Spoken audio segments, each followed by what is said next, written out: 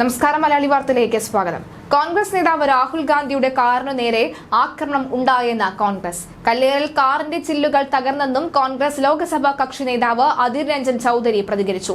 ബംഗാളിലെ മാൾട്ടയിൽ വെച്ചാണ് ആക്രമണം. രാഹുൽ ഗാന്ധിയുടെ നേതൃത്വത്തിൽ ഭാരത് ജോഡോ ന്യായ് യാത്ര ഇന്ന് ബീഹാറിൽ നിന്നും വീണ്ടും ബാംഗ്ലൂരിലേക്ക് എത്തുന്ന മധ്യത്തിലാണ് ഇത്തരമൊരു അപകടം ഉണ്ടായിരിക്കുന്നത്.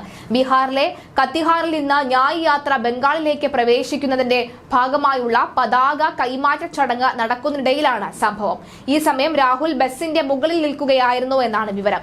സ്ഥലത്ത് വൻ ജനാവലി തടിച്ചുകൂടിയിരുന്നു. ഇതിനിടെ രാഹുലിന്റെ വാഹനത്തിന്റെ പിൻഭാഗത്തെ ഗ്ലാസ് തകരുകയായിരുന്നു. എന്നാൽ ആളുകൾ തിക്കിത്തിരക്കിയത് മൂലമാണ് ചില്ല് തകർന്നത് എന്നാണ് പോലീസ് പറയുന്നത്. അതേസമയം രാഹുൽ ഗാന്ധി കാറിന് സമീപം എത്തി പരിശോധിക്കുകയും ചെയ്തു. നേരത്തെ ബംഗാൾ ഭരണകൂടം രാഹുൽ ഗാന്ധിക്ക് മാൾട്ട ജില്ലയിലെ ഭലൂഗ ഇറിഗേഷൻ ബംഗ്ലാവിൽ താമസിക്കാൻ അനുമതി നിഷേധിച്ചിരുന്നു. തുടർന്ന് യാത്രാ ഷെഡ്യൂൾ കോൺഗ്രസ് മാറ്റം വരുത്തി. ബിജെപി ഭരണത്തിൽ പ്രതിദിനം 30 കർഷകർ ആത്മഹത്യ ചെയ്യാൻ നിർബന്ധിതരാകുന്നതെന്നാണ് കോൺഗ്രസ് നേതാവ് രാഹുൽ ഗാന്ധി പ്രതികരിച്ചത്. കർഷകരുടെ വരുമാനം ഇരട്ടിയാകുമെന്ന വാഗ്ദാനം നൽകി അധികാരത്തിലെത്തിയ നരേന്ദ്രമോദിയുടെ ഭരണത്തിൽ പ്രതിദിനം 30 കർഷകർ ആത്മഹത്യ ചെയ്യാൻ നിർബന്ധിതരാകുന്നു എന്നാണ് എക്സിൽ പങ്കുവച്ച പോസ്റ്റിൽ രാഹുൽ ഗാന്ധി പ്രതികരിച്ചത്. കർഷകരുടെ വരുമാനം ഇരട്ടിയാക്കുമെന്ന് വാഗ്ദാനം നൽകി അധികാരത്തിലെത്തിയ ബിജെപിയുടെ ഭരണത്തിൽ കീഴിൽ പ്രതിദിനം 30 കർഷകർ ആത്മഹത്യ ചെയ്യാൻ നിർബന്ധിതരാണ്. രാജ്യത്തെ കർഷകരുടെ മേലെയുള്ള കടം 2014 അപേക്ഷിച്ച് 60% അധികമായപ്പോൾ വ്യവസായികളുടെ 7.5 ലക്ഷം കോടി രൂപയുടെ വായ്പ 10 വർഷത്തിനുള്ളിൽ മോദി സർക്കാർ എഴുതിത്തള്ളി.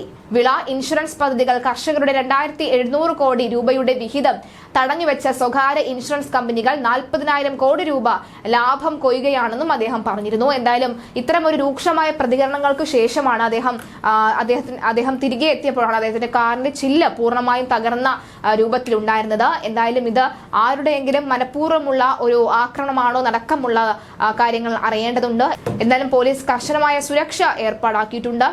വലിയ തോതിലുള്ള ഒരു ജനാവലി തന്നെയാണ് രാഹുൽ ഗാന്ധി എത്തിയപ്പോൾ അവിടെ എല്ലാം തന്നെ ഉണ്ടായിരുന്നത്. അതുകൊണ്ട് തന്നെ ഈ ജനക്കൂട്ടങ്ങൾക്കിടയിൽ ആരാണിത് ചെയ്തത് അടക്കമുള്ളവ കണ്ടുപിടിക്കാൻ കുറച്ച് പ്രയാസമേറെയാണെന്ന് പോലീസ് പറഞ്ഞിരുന്നു. എന്തായാലും നിലവിലെ ഷെഡ്യൂൾ മാറ്റിയിട്ടുണ്ടോ അടക്കമുള്ള കാര്യങ്ങൾ വരും മണിക്കൂറിൽ മാത്രമേ പോലീസ് പുറത്തേക്ക് വിടുകയുള്ളൂ.